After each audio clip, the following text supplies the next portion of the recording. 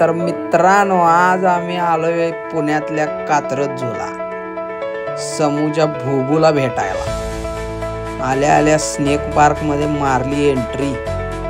तिथे बघितले साप आणि कासव। मग समूने आऊन केला फोटोशूट आणि फोटोशूट झाल्यावर आम्ही स्ट्रेट निघालो झूचा पुढचा पार्ट बघायला।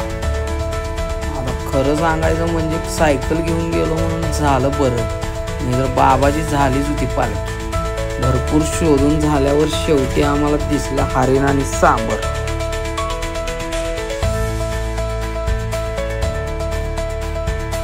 समू एकदम निवांत मध्ये बसून बघून सगळं झाल्यानंतर समूला वाटलं आता चला पुढे।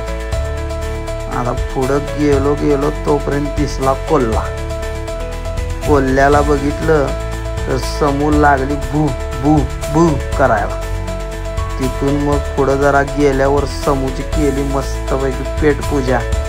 पेटपूजा झाल्यावर पुढे दिसला आम्हाला पांढरा वाघ। पांढरा वाघाला बघून मग पुढे गेलो तर दिसला ठाण्या वाघ। ठाण्या वाघाला बघितलं, ठाण्या वाघाला केला समून बाय बाय आणि आम्ही मग डायरेक्ट निघालो आमच्या घरी।